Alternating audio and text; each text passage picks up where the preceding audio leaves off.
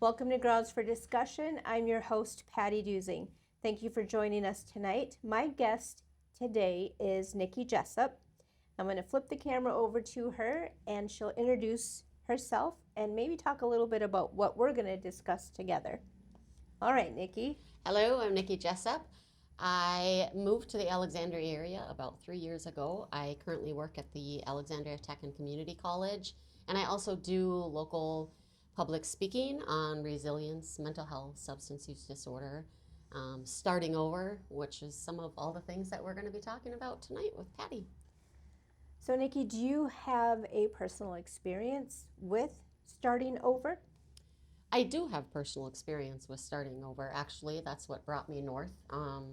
After 26 years, I had filed for divorce, and I was going to be an empty nester. My youngest was a senior in high school at the time that I filed, and moved up here, terrified, completely starting over, moving from a community which I had lived in for 35 years, raised my kids, place I called home, to a whole new community.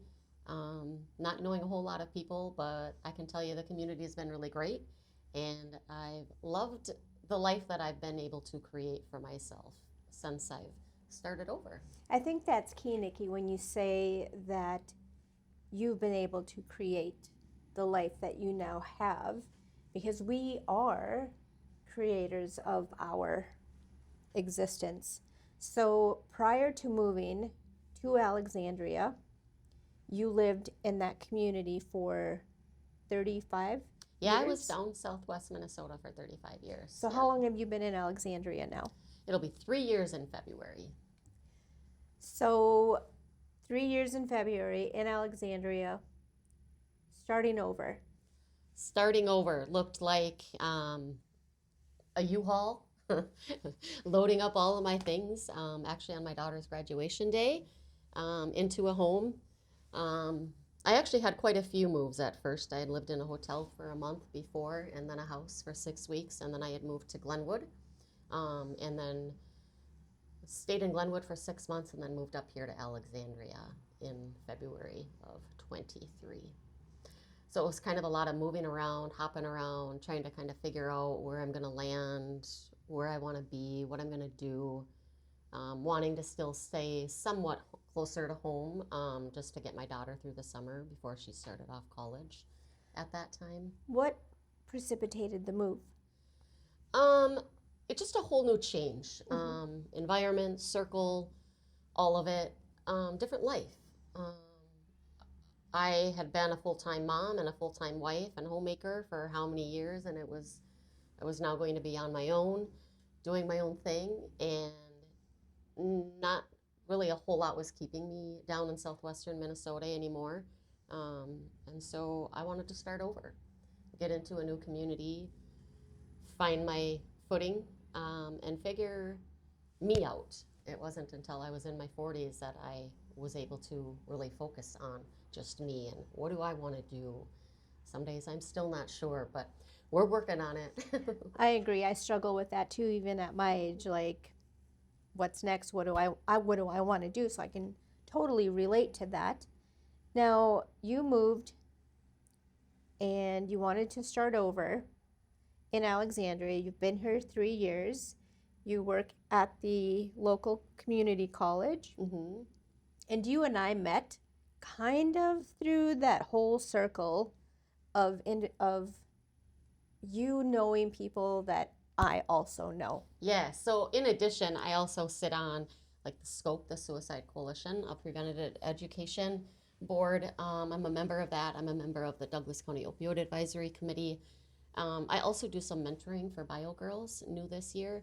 So I've been involved in some community events. I've spoken locally at some different profits, and that's how you and I had met, is through the SCOPE Coalition and knowing some of those members from that. So this past summer, I did a round table. It was kind of a square, actually it was a square table, but a round table discussion with Nikki and 4 other mental health providers, practitioners, to discuss suicide awareness, suicide prevention, and some of the things that potentially lead people to feeling the heavy weight of potentially taking your life. Now, Nikki, you've been in situations that you now use, having learned from that and grown from that.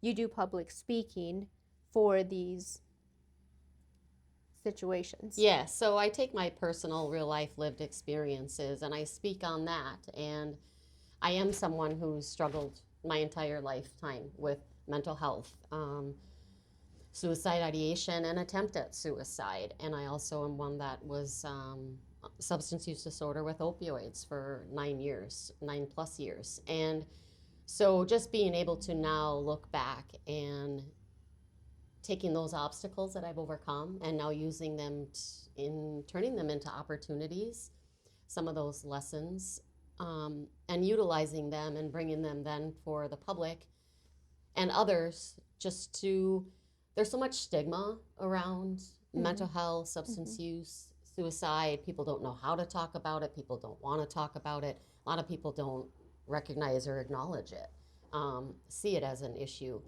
And that's where my passion lies, just in helping others, and not only that, helping yourself first, because that's where it starts. And we have to realize that we're all worth it, and we have to trust ourselves enough and love ourselves enough to know that we can overcome a lot of these barriers and situations in life.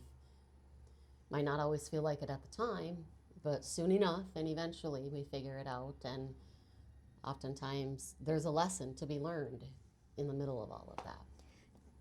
I agree completely. There is a lesson to be learned, and I know I learned a lot from you when we sat down and the other four and talked about suicide and suicide awareness and prevention. And I appreciate that you're willing to share your story with others, because there's so much for us to learn. And when I sat with you and the other four, the one thing that I learned from you, and it has always stuck with me, and I see and view suicide very differently now since meeting with you. And that is that what people are trying to escape is the pain. Is that what you also feel, felt, think, believe? 100%. Okay. That's what I was trying to escape. I wasn't necessarily looking at quitting life or wanting to quit life. I had had enough. I was frustrated. I wasn't feeling heard. I wasn't feeling believed. I was in a lot of pain, a lot of chronic pain. I had some health issues, and I was just at that end. And I was seconds from it, I will say that. And I'm really glad that my 3 kids flashed in front of my eyes as my car was revving up to hit that utility pole.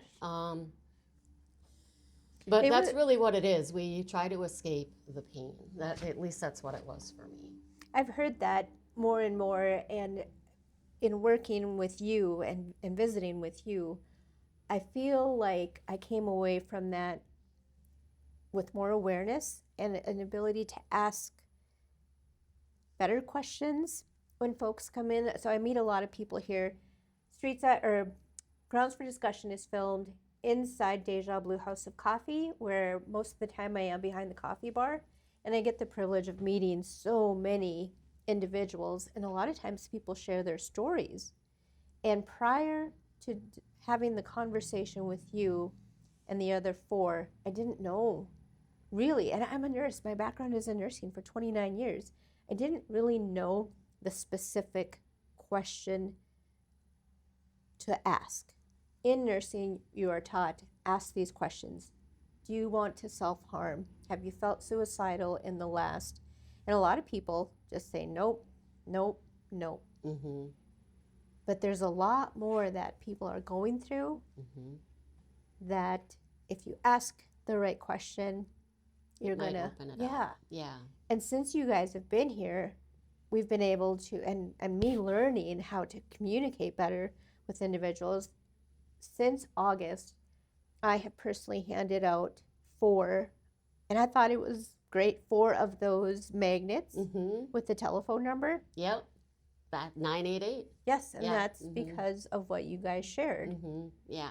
You know, it's so true. Most people will say, no, I'm not thinking about it. And most people will also say, I'm fine. Um, and a lot of people aren't fine.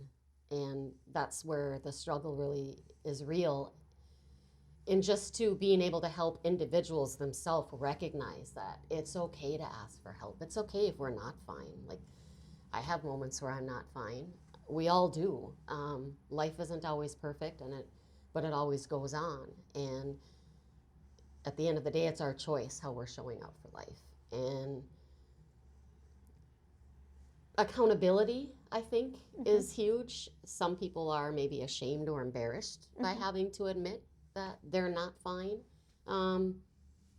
Some of it, yes, it's the stigma and the expectation, or how this is supposed to be one way or that way. And it's really hard to come forward and to understand that, you know, there's resources out there, there's help out there, there's a different way to do life out there. You just have to open your eyes to know, and to also be open for change yourself, because really things don't change if you don't change. And I'll say that again and again and again. Like, life doesn't change unless you make the change yourself. And you can't keep repeating those behaviors and the patterns and the habits and Expect something different. expect something different. 100%. Yeah. So you shared that you were going to accelerate your vehicle, and and correct me if I say this wrong, what brought you back out of that moment was your kids. What were the next steps for you? Was it at that point that you sought help? So it was around that time I had also started mental health therapy, and that was huge for me. I also just had told, it was a realization that my kids still need their mom. That was huge for me. But my kids needed their mom to be healthy, and I needed to help myself before I could help them. This was in 2019 when I almost did this. And I had been off of the opioids and the excessive drinking and all of that. But I was also still going through some chronic pain, going through some surgeries and a lot of doctoring. I had also then, finally after 27 years, was cured from hepatitis C kind of around all of that time as well. So brain fog was a huge thing for me, and trying to understand and determine and figure out. And once I realized that my thoughts weren't facts and that they're open to being changed and that I can control my thoughts, that really helped. And that was one of the key takeaways that I even took away with therapy. That's one thing that we can control. You just got to be really strong at it and stay at it, and understand there's a different way of thinking, there's a different way of life, there's a different way of doing things than what maybe we're taught or what we're used to growing up and all of that. And therapy really opened my eyes to that, opened my eyes to see and to even understand the different perspectives, and really taught me a lot about trauma and my own instances and situations, and maybe why I was reacting and showing up in situations a certain way, or why my nervous system always felt like I was walking on eggshells. I was someone who was nervous most of my entire life. So it's another reason why I speak on it and share what I share, because I feel like, I was 44, 45 years old before I finally figured life out. Not completely, I'm still figuring it out, but in terms of awareness, self-awareness especially. And if I can, there's so much greatness and there's so much good in life, that if I can get somebody else to learn it sooner than I did and have a longer opportunity at a healthier life, then great. I did what I wanted to do. Just the awareness and the open your eyes and stop and ask yourself some questions first before just carrying on. And everybody's so rushed these days. It's just go, go, go, do, perform, lists. And it's just, it's so much for some people. And Mhm. looking back, I'm not sure how I raised 3 kids. Right now, it's just me and my 2 dogs, and I still sometimes wonder how I'm doing full-time work. So it's just really important, that self-awareness and really figuring out in life what matters, what feels good to you, what feels right for you, and making sure that it's okay to choose you before others. Because that was another thing. It's always, you take care of others before yourself. Whether it's adjusting your mood to please somebody else or whatever it is, it's just you have to have that self-awareness and the desire to even want something different or better or greater. And you definitely did. I definitely did. I finally got to a point, especially with my drinking. I drank a lot when I was on the opioids, and I knew I had a problem. I knew I was relying on it way too much, especially as the years went on. But I did finally have to get to that conclusion myself. Like, people would tell me, you're doing too much. What are you doing? You got kids.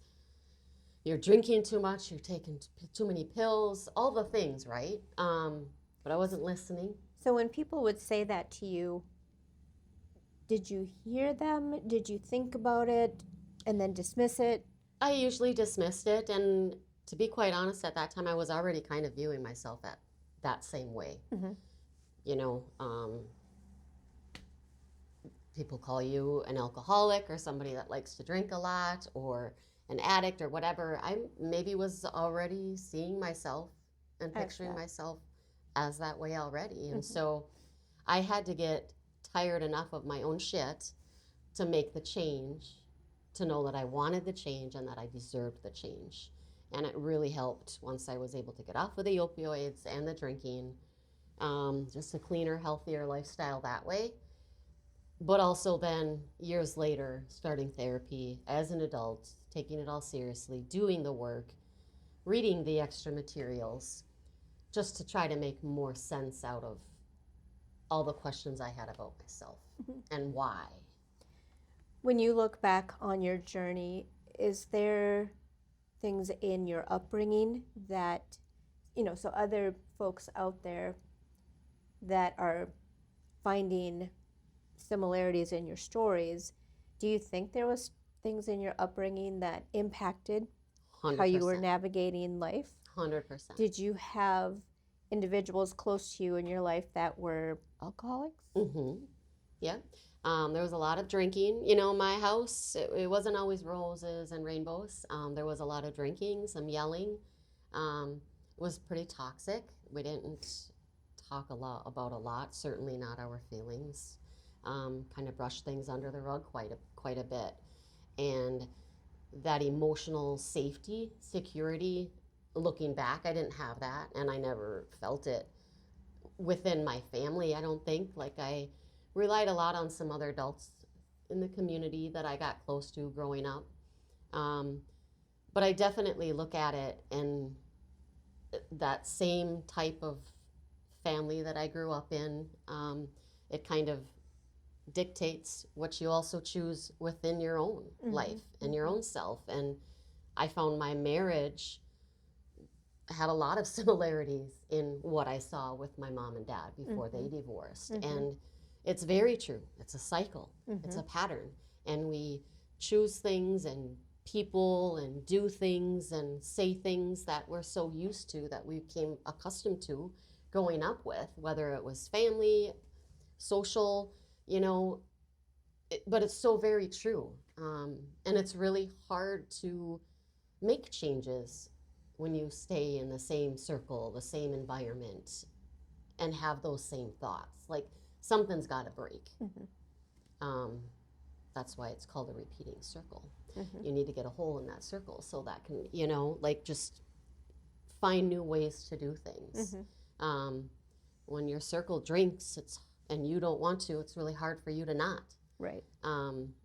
They enable. And that's not what we want either. You want supportive people who are going to encourage you, people who believe in you, people who trust you.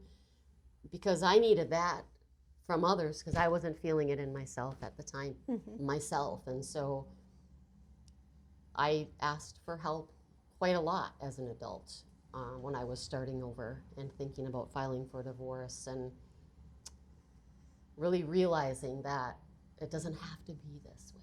Like, Was it a moment of clarity or was it a gradual awareness? Because I'll share something with you and all of you now.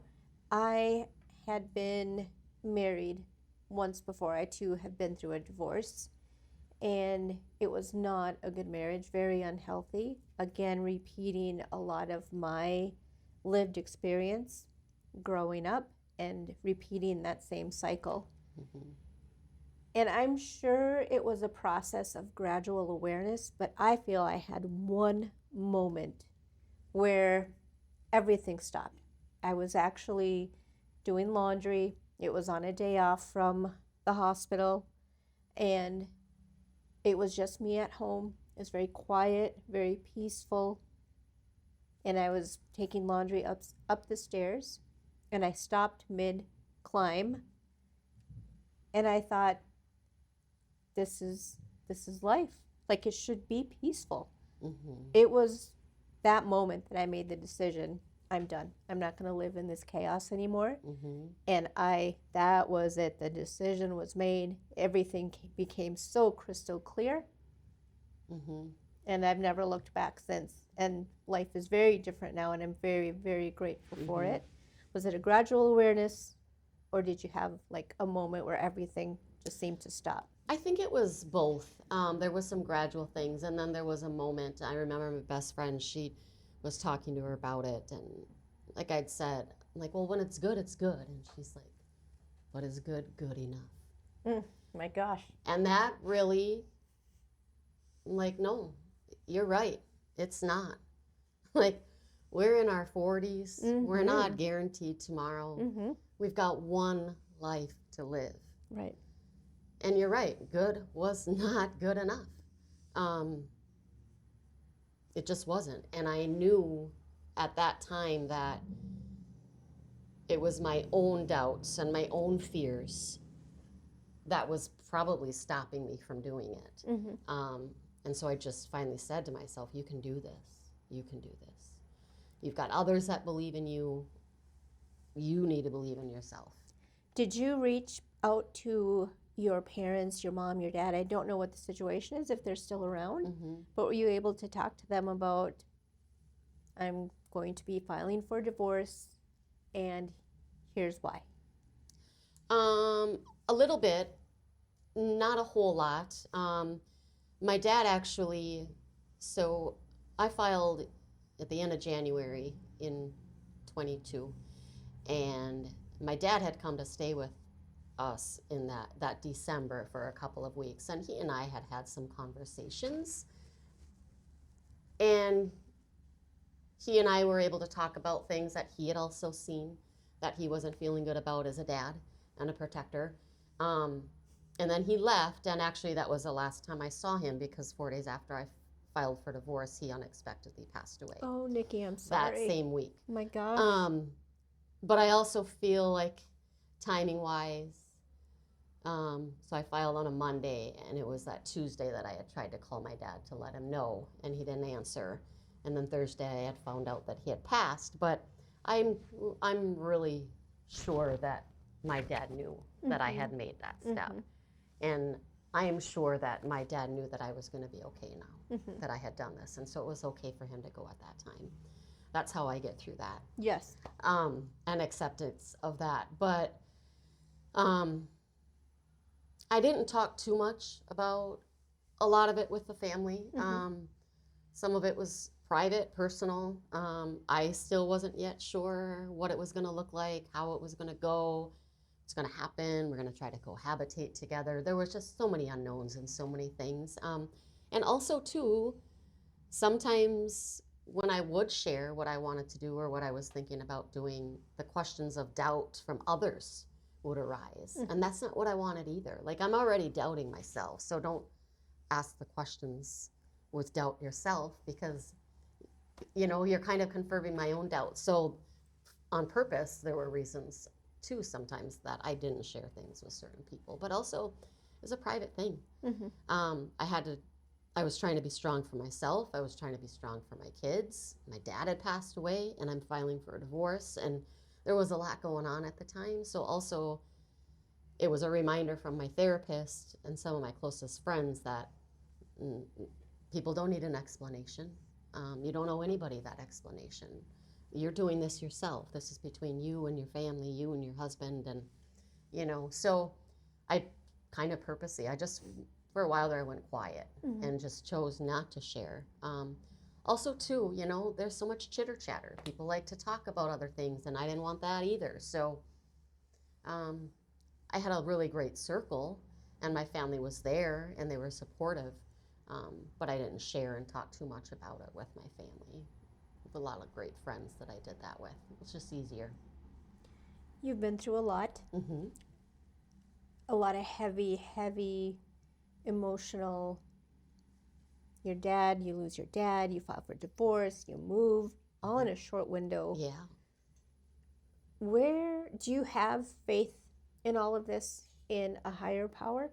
I definitely believe in a higher power, and I'm very spiritual.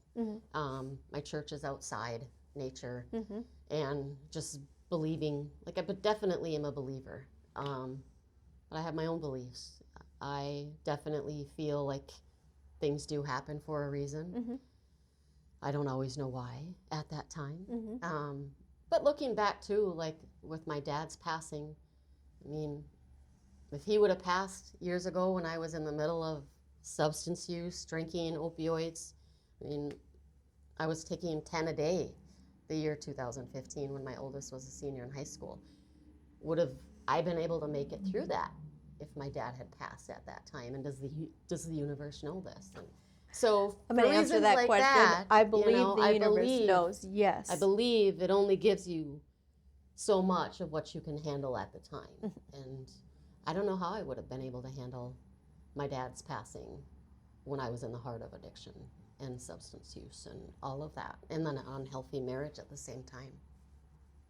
So I'm a believer in situations, believer in fate. Things happen. Trusting.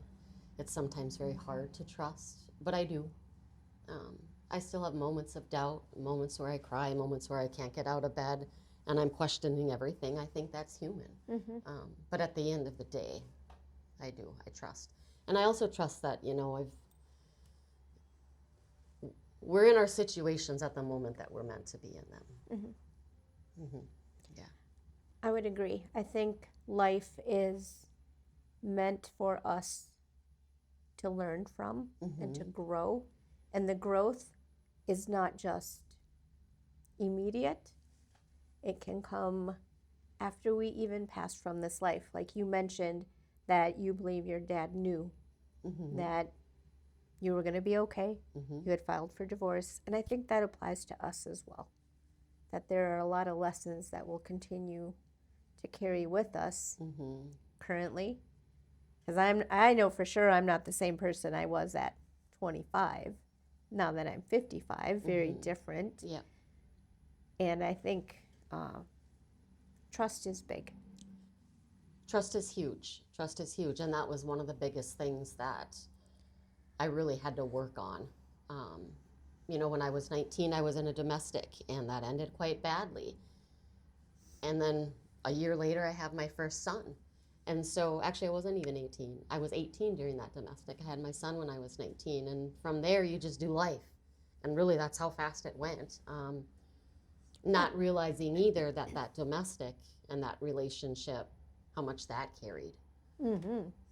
At that age, does it feel like when you're that young, you have a baby, there's a lot of trauma and violence happening? Is life just happening to you? It is, yeah, it is. And I just feel like I was always in a go, go, go, but just always going. I never stopped really to process, talk about, or heal from any of that either.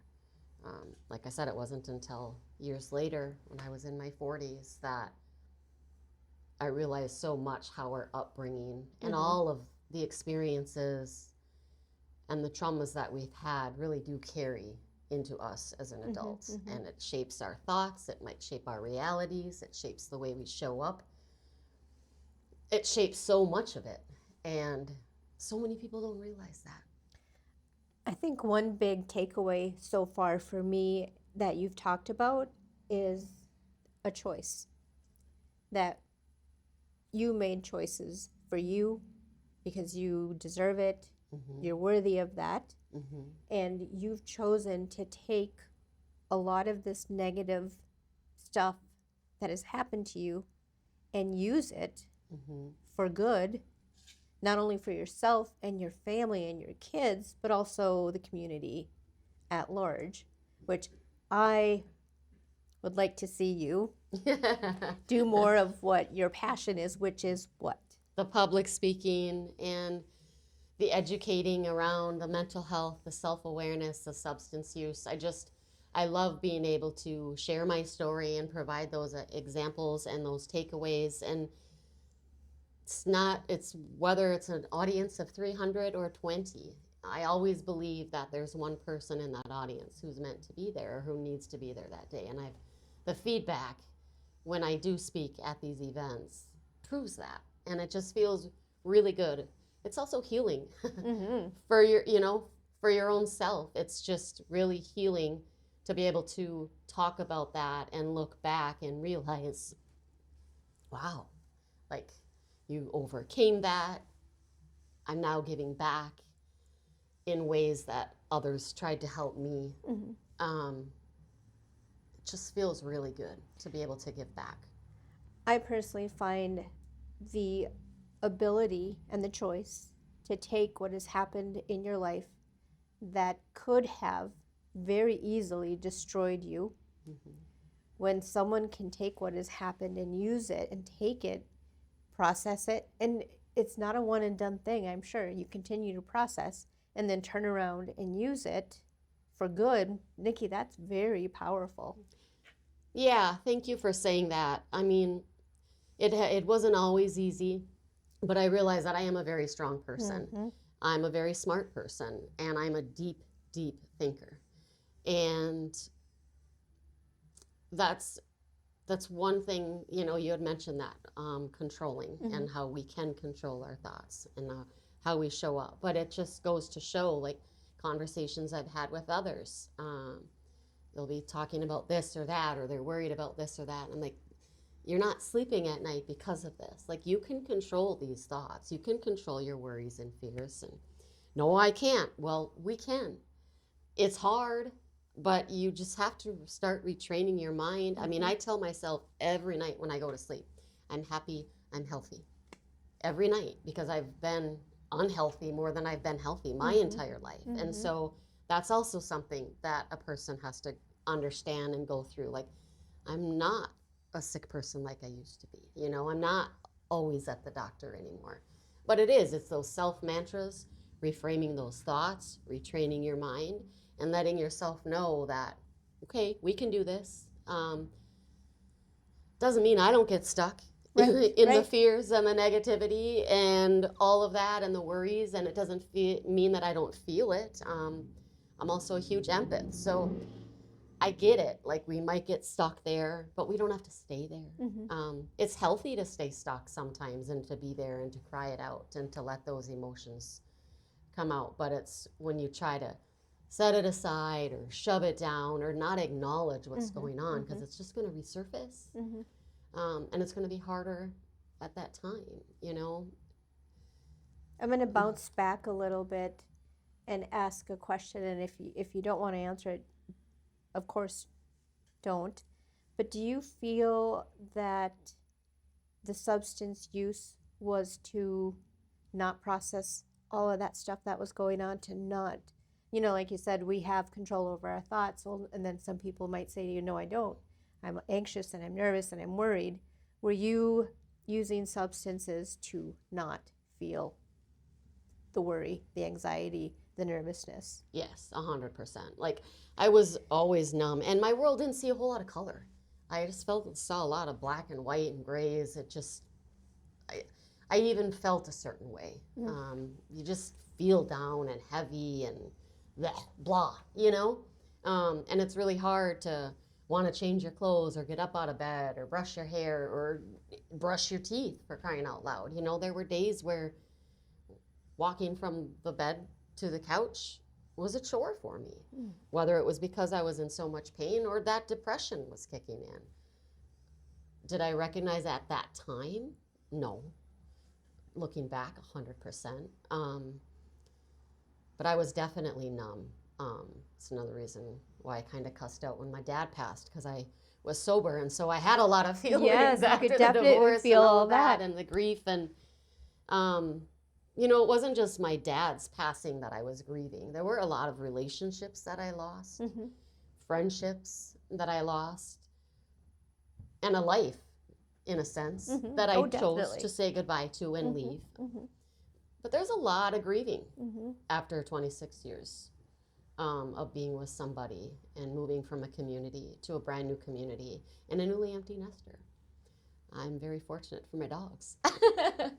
Okay, so on a lighter note, what kind of dogs do you have? I have a yellow lab and a mini golden doodle, Abby and Cooper. Oh, cute. You read my Yes. mind. I was going to ask what their names are. Yeah, Abby and Cooper. And yeah, they've been a lifeline through all of this, for sure, being able to have them. But our circle is key, you know, our circle and environment. And It's true what they say, and they being, you know, I think about a high school principal that would say the company you keep, yes, right? it's so true.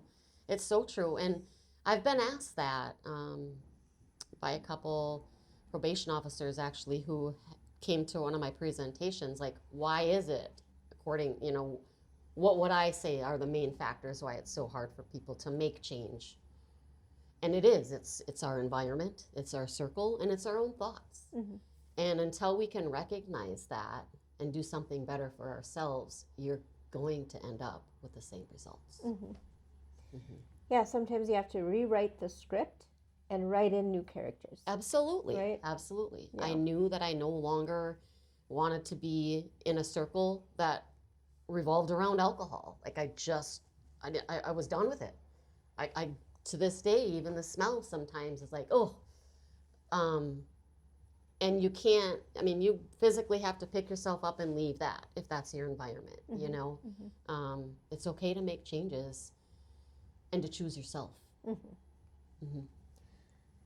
Nikki, you mentioned in our conversation that you have a passion for public speaking. Where can someone find you?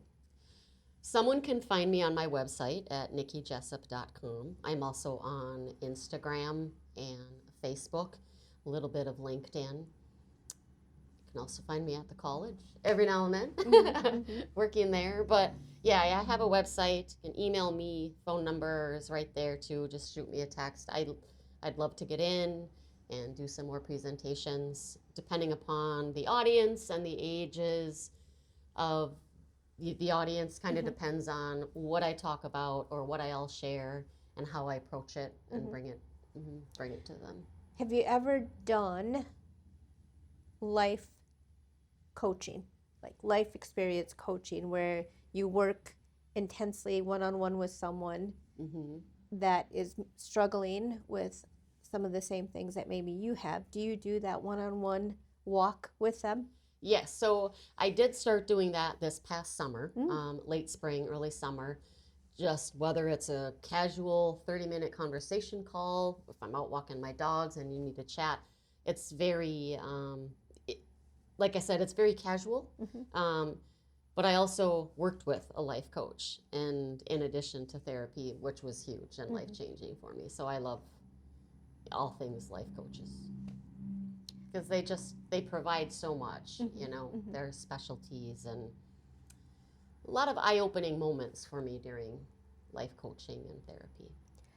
I've not seen a life coach, but I do try to feed my awareness, my existence with individuals online that are offering, you know, that are different podcasters and that talk a lot about what you've talked about. The themes are, you have a choice.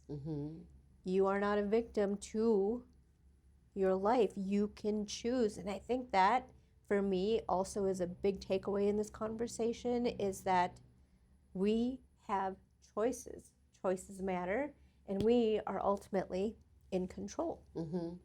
That's 100%. I mean, you can wake up in the morning and you can tell yourself today is going to be terrible or I'm going to have a great day. Like, it's your choice. And I think that's another thing too.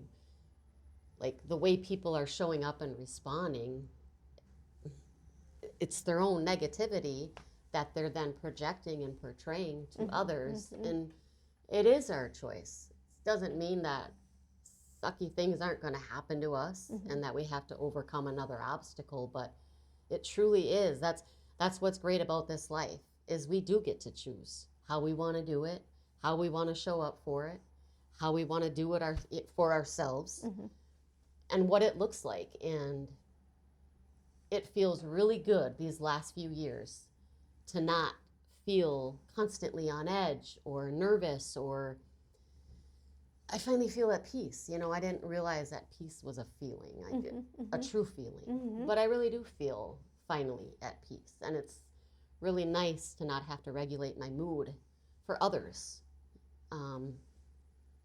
Life's just really great when you do choose you and you do start doing it for you. Yeah.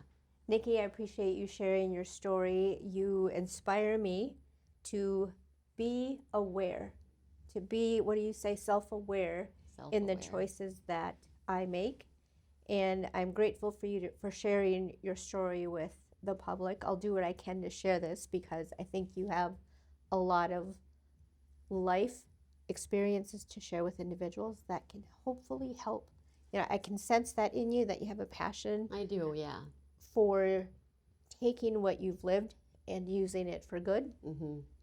I can kind of sometimes get all over the place and talk about this or this or that, but that's life, right? That's right. Yeah, that's just it. Yeah, and at the end of the day, too, it's just about recognizing that and paying attention to the good that there is. Find those small pockets of joy, whether it's flowers that you see on your walk, the sunset, the sunrise.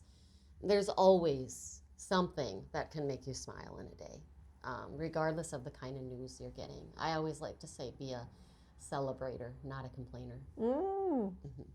That's a golden nugget. I will have Nikki on speed dial. Sorry, Nikki, but I'm going to be reaching out to you because you have a very positive energy about you. Thank you. And I am impressed with what you've been through and where you are, and more importantly, where you're going. So thank you for sharing your story tonight. Thank you so much for having me. It's been so much fun having this conversation, and I look forward to more opportunities. We'll we'll Appreciate connect that. again, I'm sure. So thank you all again for tuning in to Grounds for Discussion. My guest, Nikki Jessup, wonderful, wonderful lady. And I'll try to put a link down below of her contact information, that if you need someone to talk to or to come and do a speaking engagement in regards to mental health, self-awareness, Nikki's your gal. So thank you again. I'm Patty, coming to you from Streetside Studio 7, located inside Deja Blue House of Coffee in downtown Alexandria, Minnesota.